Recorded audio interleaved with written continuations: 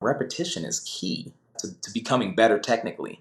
And so once you get the technical thing, it allows you to make those more fluid artistic decisions. What is up, Shaping Nation? This is Nick Torres here. And on this episode of Shaping Your Pottery, I got to interview John Hamilton. John makes some really incredible space themed and rocket ship themed pottery. In this episode, you will learn how exactly John makes his rocket ship pottery. You'll also learn about the power of repetition, why that's the best thing you can do for your pottery. You'll also learn about how John watches movies to gain inspiration for his own pottery. Finally, you also learn about using failure as a tool instead of letting it deter you. I hope you guys enjoy this episode, and I'll see you guys in there. John, welcome to Shaping Your Pottery, and share with me, what do you love besides making pottery? Hey Nick, how's it going? Thanks for having me, man. Besides my pottery family, it's a hands down no brainer for me. I've got a 13-year-old soccer player. I've got a 7-year-old who's into gymnastics, and then my beautiful wife. We got a couple dogs and a cat. So it's my family. It's very important. It's my driving force, my support system. So I mean, yeah, that's no brainer for me. Absolutely love that. So tell me the story how you got started in ceramics. Yeah, so let's see. 2005, I decided to take a class in pottery in community college. I grew up in Colorado Springs, and my mom pulled us out to a small town in Kansas, completely uprooted and changed my world. And I kind of lashed out for it. So I really didn't have many interests. I knew I liked art, so I went into community college as a pursuing graphic design. And I realized pretty quick that I didn't want to sit behind a computer screen all day. I needed something else. So I've just taken electives and decided to take a pottery class. Just had no idea what I was getting into. I played with a little bit with clay in high school, and a lot of drawing and stuff. But pottery, I never experienced a pottery the way I did in community college. Jeannie Quinn was my instructor, and I think it was just the way that she kind of approached it. We did raku, which that was the selling point. For me, I'm a pyro, so lighting anything on fire was a plus for me. But she's just very understanding, hands-on. She reached me the way that I think I needed. I was somewhat troubled, I guess. I had a hard enough life up to this point, and like I said, not many interests that kind of settled me down. And so she had a way of just connecting, I think, just with all of the students. And that was the thing that really just set it off. And I mean, I think that was the moment that I realized, like, I had something to maybe offer the world. I mean, just in hindsight, I didn't get it then, but it was just I was just having fun and enjoying it. And yeah, started making pots at that point. Made horrible stuff all the way through even my BFA. I think I mean, I had the BFA show and did a solo show. One of the things that wasn't required, but I felt like it was something I wanted to do. And I think that's what actually kicked me off into realizing I think I want to be an artist. And yeah, I mean, like I said, all the ups and downs and failure is what really pulled me in, knowing that failure is not a bad thing. It's how we learn. So you mentioned that your teacher had a really big impact on you, pushing you to pursue pottery further. What impact has it had on just your total career as a potter? Everything, man. I mean, I don't remember specifics about what she said or what she did that made. I think it was just a connection, right? And and maybe that love for pottery came because somebody found potential. She found potential in students. She got them excited, and that's probably the biggest thing. If I just kind of thinking about that without surprising myself, I don't feel like I have much of a purpose. I want to be excited, as excited as the person that walks into my booth at an art fair and starts getting excited because of the nostalgia that rushes through their brain. So there are times in my studio that excitement just flushes in. I'll open a kiln and it's something new that I've tried, and I've completely just jump up and down like a kid. I'm excited. I need that. And I really think that that's probably what she did for me is just she instilled that art does more than just is looks pretty. It doesn't it needs to be more than that to grab people's attention and pull them forward. And I mean, that's my driving force, is how can I get people to practically run up to one of my pieces and want to experience it. And I really think that that's just what she did. She laid that foundation. I love that so much. So tell me the story about when you became an assistant at the Arvada Center of the Arts and Humanities. Yeah. So after I went to this community college, Colby Community College in Kansas, I actually wanted to come back home, but I had hung out with some friends from growing up and realized that they were all knuckleheads. So I had met my now wife in community college, and we decided that we were going to just push further into Kansas. And I went to Fort Hays State University. There, my mentor instructor, Linda Ganstrom, as I was getting ready to graduate, she said, "Hey, I know you're going back home. I know of this woman, BB Alexander, at the Arvada Center. She's, got a great ceramics program. She's very, very notable in the community. And I just, yeah, if you're interested, I'll reach out to her and link you guys up." So she gave her my email, my phone number. I moved back home to Colorado. And she reached out to me and said, "Hey, whenever you'd like to come by, let's set up a time." And went in. She kind of gave me this loose interview. We walked around the studio, just kind of talked. And she actually then became, a new mentor for me. She set that foundation for the looseness that I actually operate now on with instructors that I have under me. And I just want them to feel comfortable, be themselves. And she really established that for me and walked in the doors after she said, "Yeah, I'd love to, have you around. I mean, here's what we need." And it was, exchange for classes. I was, cleaning up the studio, sweeping and wiping surfaces and helping unload and load the bisque kilns. And that quickly evolved to, she had asked me to help the guy who makes glazes fix our raku kiln. The cable had snapped on it, and the counterweight needed to be reset. So we got a new cable and some pulleys because the pulleys were rusted, and kind of made a new friend and mentor in this guy. And it just started evolving from there. She asked if I'd be interested in doing more around the studio. And so I was like, "Yeah, definitely." So she started talking to me about the kiln. And I had, really been itching, like a lot of people that walk into these community studios, to learn more about the process. I mean, I knew a decent amount. I was, firing kilns in college, electric and gas kilns and raku, but I think I needed more. So she started showing me some things, and just really, I think at that point, took me under her wing. And she asked if I wanted to teach. So started teaching my first class. I was making horrible work even still up to this point, that I just look back at, and I'm just like, yeah, I was just making pots. I was wanting to do the thing that I was seeing, and I wanted to emulate that. Slowly started at one point teaching up to 5 classes in a session, went from that to becoming the artist in residence, and just it continued from there. It just, anything that was about ceramics, I almost needed in my life. It was a necessity. It wasn't just, "Oh, I want to do this, this is fun." The fun was the product of doing it, and it was the payment for me. And I slowly started getting compensated financially for some of these things. Not a whole lot. I was still, you know, with teaching. I was also, the artist residence was a small stipend. At one point, I had to basically quit working there and work a full time job so I could get my family that step forward and get us into our first home. So it was just this roller coaster of getting in there and just like establishing myself in this community of art. Yeah, it evolved into even working in the gallery there, doing kids camps, all sorts of stuff throughout that arts facility. So now you also run that art center, right? That actually, Correct me if I'm wrong. no, so after a while of doing art fairs, I actually got into, it's the Art Students League of Denver, and it's Mm. another studio actually further away. So the Arvada Center is practically in my backyard. The art studio that I manage currently is down in Denver, which is about 15 minutes, 15-20 minute drive, and that came from this. And so now I manage, yeah, that program. So you mentioned that you teach a looseness to your other instructors. Can you explain that to me? Yeah. So when I was brought into the league, their immediate goal was to expand the program. So they had a hand building studio and a wheel room where we could fit up to 12 students in each of those studios. And they had another studio that they were evolving into a ceramic space. And they wanted me to go in and do that. So I obviously, on top, they had limitations for what their current teachers, where all teachers can teach.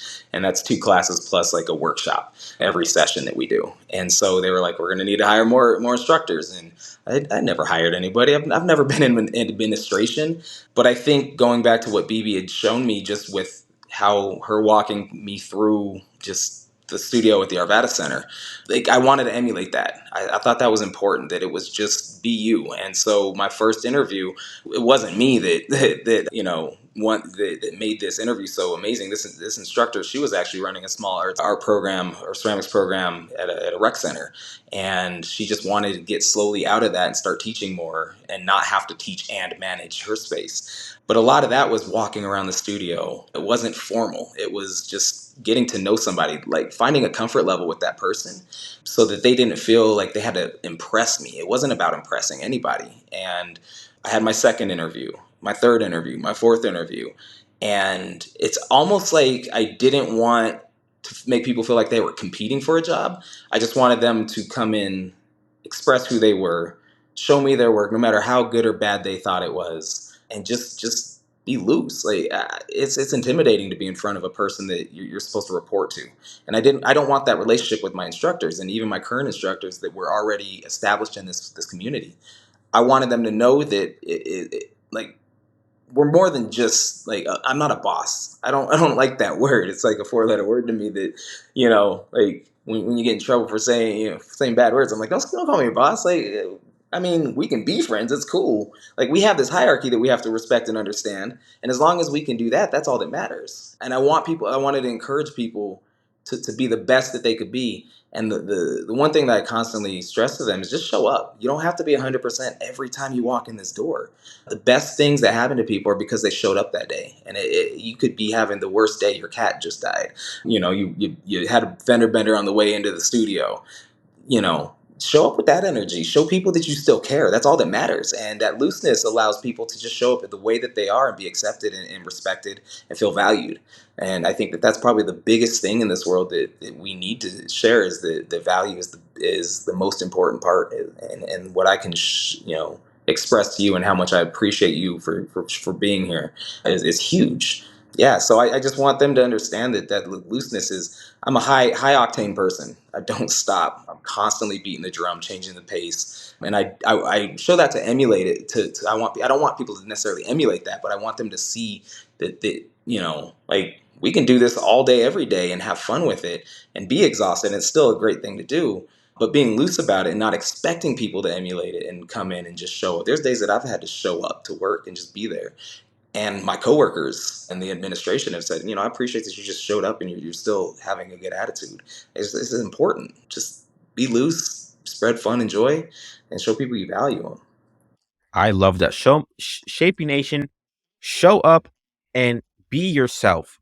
Be yourself, whether you're making your own pottery or whatever you're doing, just be yourself because that is so important. And I love that so much. So let's talk about your pottery. In one sentence, can you tell me what you make? Make functional pots.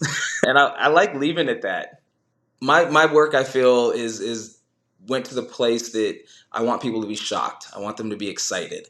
So when I'm at an art fair, or when I'm not even an art fair because people get to see the work, but when somebody asks me, "Oh, what do you do for a living?" It's just small talk.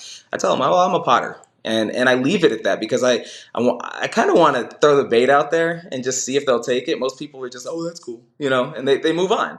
I mean, like it's an ego thing for me to then show people, but I don't feel like it's necessary for me to throw myself out there and make them want it. If you want it, it's a you want it or not mentality. And so when they bite is when I get to play and have fun with it. And so then I go into a deeper meaning of what I do. Oh yeah, I'm not your typical potter. Oh, well, what does that mean?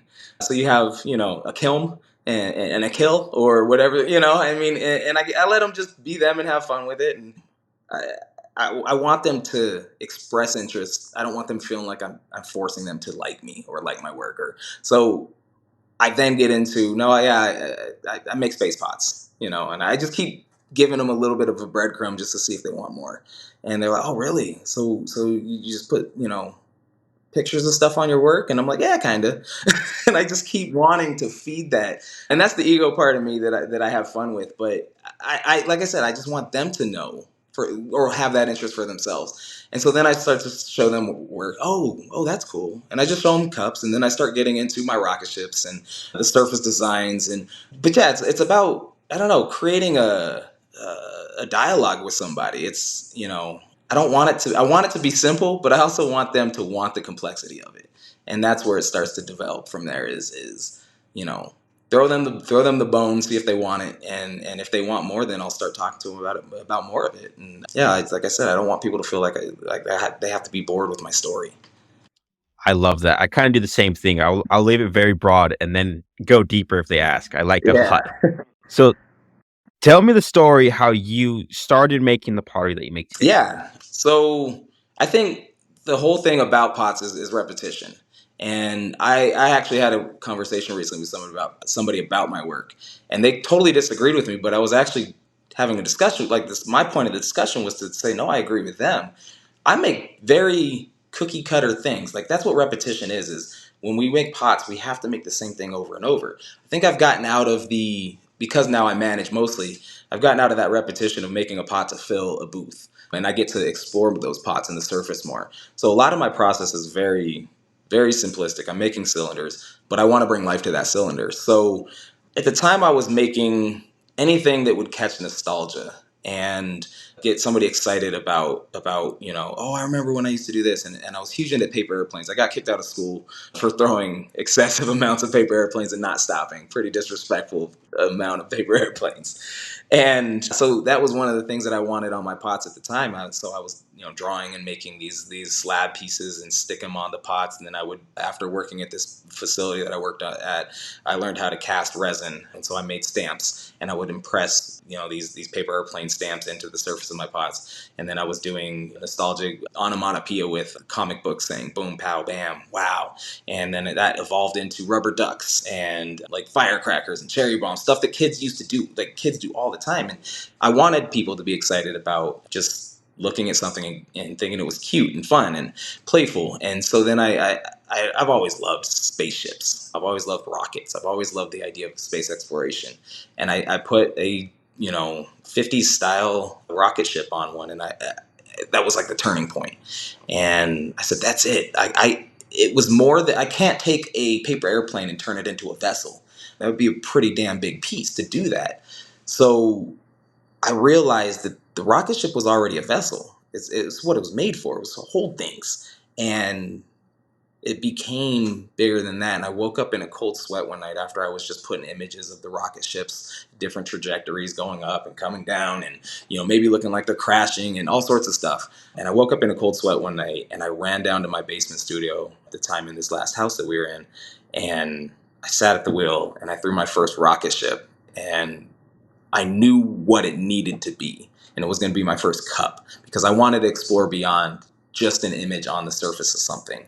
And I wanted it to be bigger than, a relief. And so I threw a closed form. A friend of mine, the guy that I had replaced the part on the raku kiln with, Steve Bober, he showed me how to throw closed forms, and I knew exactly what I needed to do from that point. So I started making cups, and then those cups evolved into cookie jars, lamps, and I just wanted that rocket ship to be at any scale, just different functions. Created a shot, got in more and more into mold making, and started making my shot glasses. I wanted to evolve the shot glass into something new. I want to keep that retro rocket ship, but I also want to evolve that into more modern sci-fi type futuristic stuff.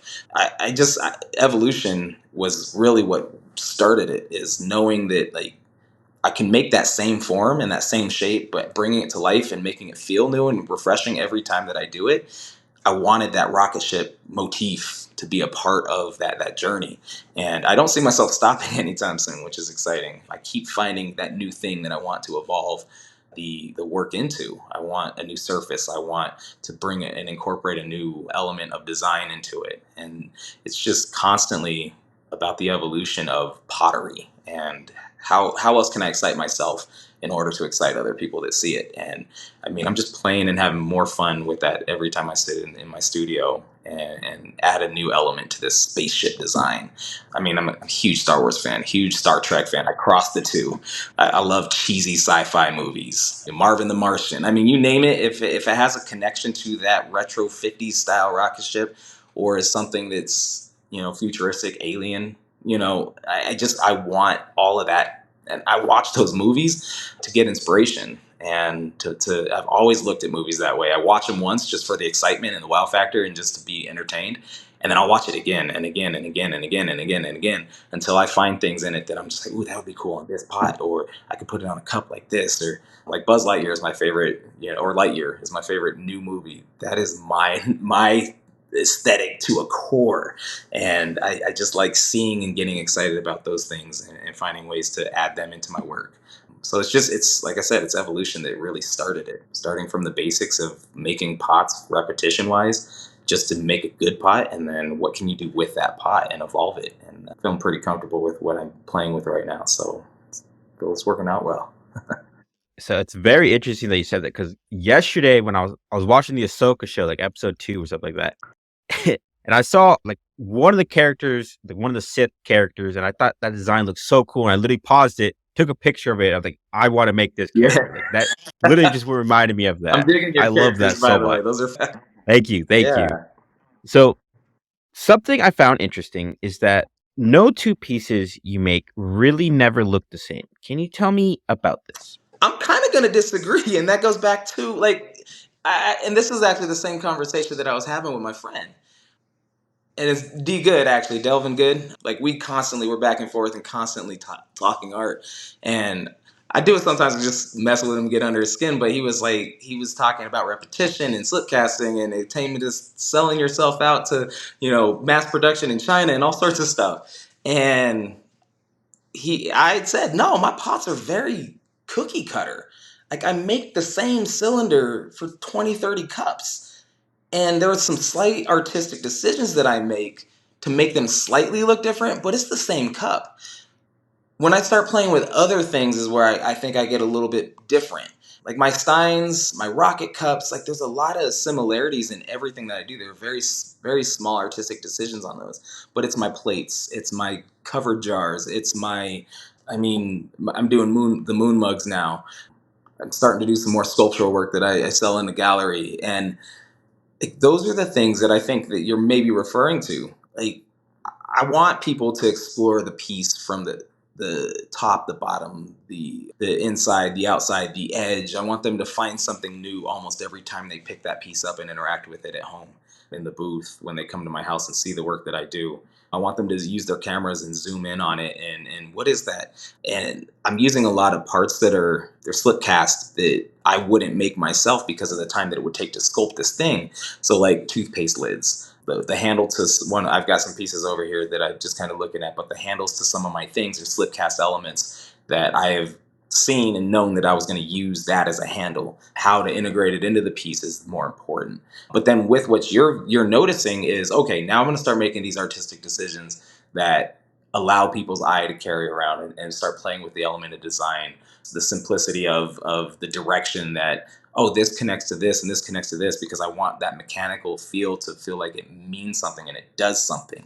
When it's completely stationary and it has no function beyond aesthetic, I want people to see that little rivet has a position and a purpose, not just, oh, I put it there because it needed to be there. There, like, it almost want it to feel like you're investing yourself and involving yourself in a world that you have to use some make believe in order to be a part of and use. And so those things are probably what you're talking about, where I'm driving, you know, not necessarily the scale or the shape, but the surface parts. And I think I do want to get more and more into that, where there are more one-offs. I'm thinking of some sculptural wall pieces that feel more like that to me. And maybe that's it. Like, you might see it and I don't, because any artist can attest to this. I'm in the studio doing that thing, that repetition, and it feels very similar and the same every time I'm in there.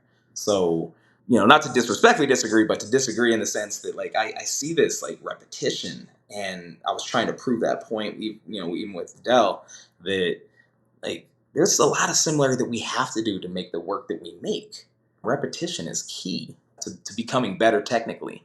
And so once you get the technical thing, it allows you to make those more fluid artistic decisions, change shapes, make this, place this here, put this here, wipe this way.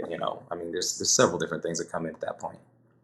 I definitely agree. Shaping Nation, the most important thing that you can do is to keep on repeating pots that you're making. Repetition is the most important skill that you can learn. Definite. Because the more you repeat things, the more you're going to get the basics down and you're going to be able to evolve your pottery even further. I like that a lot. So, can you explain to me how you get your pottery to look mechanical and give it that space theme that you have? Yeah. So a lot of it does come from just seeing deconstruction. So I did a lot of mold making, casting of iron, aluminum in college. In order to make molds, you have to think backwards. You have to know what you want and how to get there. So it taught me to deconstruct what I needed out of that end result piece. And that's carried significantly into my teaching, into my mentorship when I help people out, into my own personal pottery world. I want myself to break things down in a way that, like, it's parts to a whole, it's a puzzle. And that's when, I see something, I'm like, well, I want to take a mold off of that because I know it could be this. I use a lot of packaging from random objects, that you would purchase. And it's great because those things, we talk about how art is all around us, and not many people think about something as simple as how the packaging holds something and how that, makes the piece look like the thing that's inside of it. And it's not only because it's clear, it's because it wraps around the body of it in a way that allows it to hold it off of the background, like an action figure, for instance, holds it off of the background of that product card, so you can see the artwork underneath it. You can see the parts that come with that toy, but you can see that figure, and those things I look at not as trash. I look at them as, ooh, that could be something. So I'm looking at it from the perspective of an artist, the perspective of a mold maker, the perspective of somebody who's trying to put those parts together to make the whole. So one of the big things that I like are how can I make a handle that's not a traditional pulled handle, extruded handle, rolled handle, and I want those things to feel a little more exaggerated. So, like on my Stein, I have a handle to that came off of a Ryobi leaf blower. I knew that felt like it belonged on that Stein when I saw it. My handle for my mugs is extruded, but then I dipped it in slip, and then I added these components to make it look like it was a strap for a hose, and they needed to be bolted to the surface. All of my nuts and bolts and screw heads they're sprig molds. I was rolling them out when I started, like the flathead screws, rolling out a little bead of clay. I'd push it up against the pot, and then I'd use a flathead to actually push in and cut that line. That got really old, so I started making sprig molds out of bisque. So I would just push the screw head into the piece of clay, I would bisque it, and then I would push beads of clay into there, and that's how I would attach it. And then the metallic look that I'm going for is a combination of what I'm using to tint the slip or the clay with, and on top of using glaze and pulling glaze, using glaze as a stain, I guess, to pull back the color, but allow that the thin particles to get into the surface of the clay so it looks metallic. I want a distressed look, so I'm finding ways to pull the color off of the pot after I put it on. So a lot of redundancy, I guess. I think that's what pottery is you got to do this thing to do this thing, and there's a lot of steps involved. It's placement of, certain lines and how they interact with the surface. And I know, I think from the beginning of making that piece, ooh, this panel is going to be red, this panel is going to be orange, this panel is going to have the caution tape on it, this there's going to be a wire that goes here, there's going to be a battery pack that goes here. And so I'm constantly looking at it from the beginning. And I tell students all the time, make with intent. Start when you start something, know what you're making, but then know how you're going to finish it, so that when you get to that glazing stage, you know the end result. And people always asking other artists, like, oh, how did you know you were going to, glaze this like this? It's because we're thinking about it at the very beginning of the process. We might make 30 cups that look the same, but I'm going to dip it in this and overlap it with this, and sprinkle some of this on it because I know it's going to have this effect. And that's all trial and error. That's doing the thing that I was sick of hearing, and that was, well, you're going to have to test it. Like, everything that we do is a result of testing. And I look at my pieces every time that I put a piece in as a test tile, opposed to it being a finished object. So I don't have that attachment to it that is, oh, well, this has to look this way. Like, expectation ruins it for us. So all the things, the components that I'm adding, how I add them, like, those things are very important to how that aesthetic starts to take shape. And each space piece has to start to feel individualized, as you were talking about earlier, because I do want people to have, like, their own experience with it. And even if that, like, for instance, like my shot glasses or slip cast rocket ships, I still want people to feel like there was some artistic decisions in that, even though, like, the body is just the same thing, but I'm going to put two portholes on it. I'm going to, maybe like it's okay that the line isn't like exactly straight. Like I'm going to tilt it a little bit. I have an assistant that helps me make those sometimes. So like, there's some things that I want people to know that, yes, this is a very produced thing, but then like I want them to feel like it's a toy. I want them to feel those components that I'm adding give them decision to how they're going to use their coffee cup that morning. What world are they going to transport to? So each of those little components is added just based off of more excitement of, ooh, I could do this now. Ooh, I could do this now. Oh, I haven't done this yet. I like this color scheme. I work a lot with secondary and primary colors. So just simplifying, I guess, as well to make things look more complex. Definitely. I love that so much. So let's talk about discovering your voice. You contribute your growth as an artist to failure. How has this helped you with your growth? Oh, failure is everything. I think once when we stop looking at failure as the thing that is an end, it's the thing that allows us to push forward. Failure is a tool. It's for learning. It's to say, oh, that didn't work. That's all it says is that didn't work. I like to break the pottery rules. I like students to know that you can break those. When they come into our studio, we as teachers teach them how to do something a certain way, and it's how we were taught. It's informed by our decisions. It's informed by our failures. It's formed by our successes. Who taught us? The time that we were taught, the age that we are, all those things. What our jobs are, our day-to-day jobs. All those things are based off of life experience, and failure is a huge part of life in general. So when somebody does fail and they're beating themselves up for it, I'm there to reassure them like that was just a mishap. That was a misstep in this process that you're doing. And we we need to let that idea that failures is ruining work, or that's a big one too. When students see a pot and it's like, oh, that's ruined. It's how is it ruined? Like you had an expectation of that pot, and we need to kind of drop that expectation and lower those expectations so we understand what we're doing. It's easy for us to get trapped up in that world, really, and feel that we have no control, but we have a lot of the control, even in these community studios. If you do the pot right, the pot will turn out well. I mean, it's on me at that point. I'll fess up too when I mess up and, oh, I kind of overfired the kiln this time. I'll let people know. But I don't want, I want people to understand that failure is the key to success. And we have to quit looking at it as the thing that brings us down and stops us, because that's just giving up. That's the bad thing is failure. If you allow it to do that, it becomes that you're letting it win. And failure is a good puzzle part. I mean, I tell students and people all the time that they see my best foot forward as an artist. Anytime you go to an art fair, you go into a gallery, you see that artist's best forward set of work. The things that we like, I had some X amount of pieces that I just opened a kiln the other day that they didn't work. I fixed a couple of them. I figured out how to fix them, but that's because I didn't let that turn into a failure that was going to defeat me. And we got to let that stop that and help people overcome those things so that they don't allow failure to be the end of them. Definitely agree. So now, can you tell me about a moment when a failure led you to future success? I think that's just kind of piggyback. Like that's everything. I guess if we what we define as a failure is another expectation. So if I feel that the rim of a pot is not what it should be, I stopped worrying about stuff like that because I knew it was going to get better with technically as I continued making work. I mean, I'm kind of coaching. So my studio tech right now, he's doing a lot of slip casting, pulling pots out, and they're warped. They look like eggs. They look like ovals. He sees those as failures, and they're not. That's process. That's something you did something in there to cause it to do that. The kiln might have had an effect on that. Like making this collaboration with the kiln. So I mean, all these things are components of success that failure is a part of. I would say the biggest thing while I was at the Arvada Center, and this is it's kind of a badge of pride right now. I overfired the shit out of a kiln.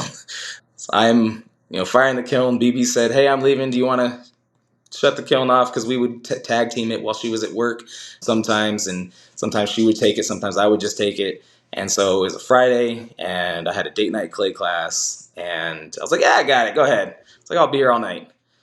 9:30 rolls around. We typically shut the kiln off at about 5:30. And 9:30 rolls around, and this kiln was the most efficient kiln, like clockwork, would be done at 5:30. Like 8.5 hours was the most that we ever had to. Half an hour was the most we almost ever had to wait. And I'm talking to a student, and I know I flushed white. And I'm like, I'll be back. I stopped what I was doing with them. I casually walked to the door where they couldn't see me. I sprinted to the kiln yard. And like I said, I have this little badge of honor with this cone pack that I have. We fired cone 10 reduction, and cone 11 was flat, and you could barely see the outline of it. I put magnets on it. It hangs in my office at work. But I sweat that entire night. I didn't sleep. That wasn't my work in the kiln. It was the studio work. I felt so horrible. I wanted to throw up. And even in that moment, I couldn't have saved, with my positive attitude, I couldn't have saved me from myself. I was ready to quit. I was done. I felt that I had ruined everybody's work. So I go in the next day, and I'm there at like 6:30 before anybody's even there. And I open the kiln, and I'm just like, fuck. And I knew it was bad. Like 50% of the pots had slumped onto other pots, and you could tell where the surface tension from glazes running cracked pots, and they fell in parts. And BB came in around 9 o'clock like she normally does, and I tailed between my legs, went down to her office and said, "Hey, BB, I got a problem." I'd already unloaded about half the kiln and was just practically like as close to tears as I could have been, and just felt horrible. And she was like, "Oh no, what happened?" And she thought, like, horrible, horrible. Like, hindsight. She came up and laughed. I was like, "This isn't funny, BB. Like, this is serious." And she goes, "It's not that serious." And she's like, "The students will get over it. They have to. We can't do anything about it." And so she talked me off the ledge, and I was like, "All right, whatever." And I finished unloading that kiln, and students started coming in. And I had left a note just saying, "Hey, I messed up. This is what the packs look like. This is what happened to a lot of the pots." I still have two of those pots that are gorgeous. 50% of the pots were gone. The other 50% were salvageable. I wouldn't have sold any of those, encouraged anybody to sell them, give them away even, because who knows how bad and compromised the integrity of the pieces were. And then the thing that happened that switched me around was, "Can we do this again?" And I said, "Hell no, we can't." Like, you have no idea but it lightened the moment. And the pots that people were excited about are one in a lifetime pots. For them, for myself, for that studio, we'll always remember when John screwed up the kiln. But the entire body, the community was so supportive. And I do think that kind of comes from like what you put in and how you show up, going back to that. I show up every day, positive attitude. I want to engage and interact with people. And they didn't allow my failure to be a failure and allow me to stew and fall into that as it was a problem. They wanted me to, I think just unintentionally, they wanted me to know that they got my back. And it was a good feeling that like failure is the life lesson for success. And I needed that to jolt me forward. So now similar things happen at the studio, not as bad, but when something does happen, I teach anybody in that studio, own up. Just own up. It's okay. Nobody's going to be as mad as you think they're going to be. And if they are, they'll get over it. And it's fine. This is a blip in their grand scheme of life. I've got people who probably still hold certain things against me because I have a nonchalant attitude and they forgot to wipe the bottom of a pot. And guess what? I loaded it because you need to learn. And I've had people who thank me for that. So we use failures as a catapult to move forward when we don't let expectation get in our way. And I think those two play cohesive with me. Expectation and failure is things that we have to utilize going back to being tools. Absolutely great. I love that story a lot. So, what is your best advice for someone trying to find their own unique voice with their pottery? Just do it. Don't commit with confidence. Know what you want to do. Don't lower your expectations because people think that I'm saying that, oh, we'll just expect less out of your work. Yes, expect less out of your work. Lower your expectations enough to explore. A big thing teaching students is to cut pots in half. And they start cutting pots in half, but they're always cutting bad pots. Cut the good pot in half. No, like that is the best teacher for a potter. For if you're sitting there making these pots and you want to make good pots, Like you have a little bit more control as a hand builder, in a sense. So you could cut that pot in half, but you've already cut the slab. You know the thickness, right? When we're throwing pots on the wheel, like we have to know what made that pot good. I will throw a vase that is a demo piece. People are like, oh, throw something big. We want to see how you would navigate through that and talk us through it. I cut everything. Anytime I teach, I cut it in half. Unless I tell them, hey, we're going to finish this in the next class. And I'll still cut it in half. I need to show them that it's mud. And potters hate, there's some potters out there like, you're disrespecting clay. I'm like, no, I'm not.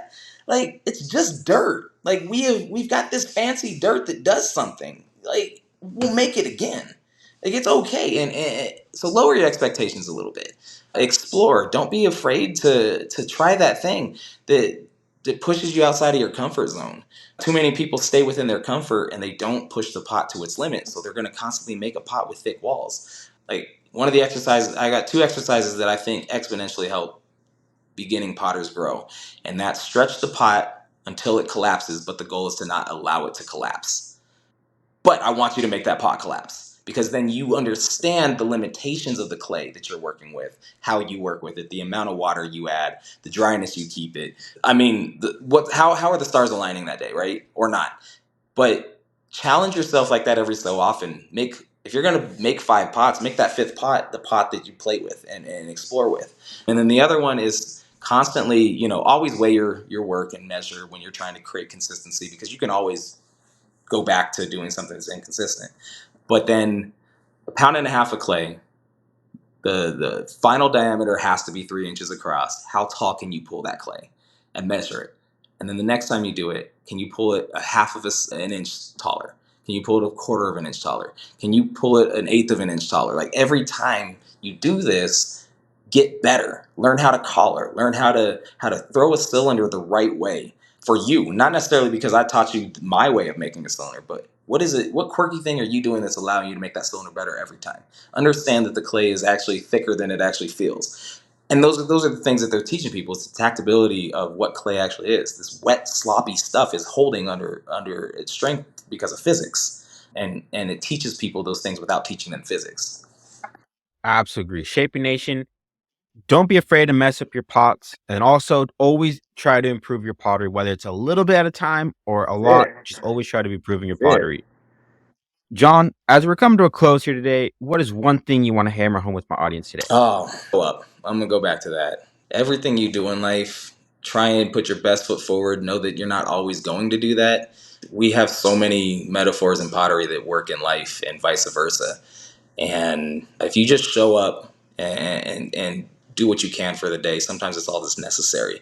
I was actually just talking to my daughter recently. She's 13. She's starting to learn that not everybody's going to be your friend, and I want her to understand that when you show up, like people recognize that, and it's not always about you know, like allowing how somebody else enters your life to affect it. So, like, the statement that I told her was, when people show you who they are, believe them, and that goes for the positive and the negative. But even if you show up on the days that you're having a negative, it's okay because people see how you typically show up. Don't let others get you down. And I think that stuff will carry into your creative world. It'll allow you to make leaps and bounds because you decided to show up that day. And I mean, like I said earlier, there are days that I walk into that studio, I don't want to be there. I want to be in my studio making pots. I want to be at home with my family. I want, I just don't want to, I don't want to manage that day, like stupid stuff. I want to be lazy. I want to play video games. I want to whatever, but I still show up because one, it's a requirement. I have a family, but I also show up because I need to for me. It's a personal, continuation of just how life works. And if I walk in with a bad attitude, and you know it's gonna show. And I don't want that to be seen as me as the person. I want the person that I put forward for myself to be a positive light for other people to rely on. When you walk in and you're having a bad day, you showed up too. Hey, guess what? I'm not having a hot day either. I showed up today. And it might be low light, and I might have some unleaded instead of some premium in the tank that day. but I came in and I did the work that was necessary for me to sometimes just get through that day. So yeah, show up. Just be you, unapologetically, for sure.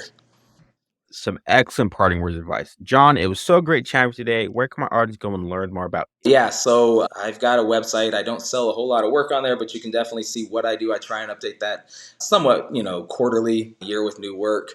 That's johnrhamilton3ceramics.com or johnrhamilton3.com. My name is long. John R. Hamilton 3 Ceramics on Facebook and Instagram. If you're in the Colorado area, I have work at Plinth Gallery. I have work in Arvada, Colorado at a small boutique called Balefire Goods. I have some work in California at the Last Bookstore in downtown LA. I'm just, trying to continue to find ways that I can be out in the community. I'll be at Sika this year with Danny Meisinger and Spinning Earth Pottery.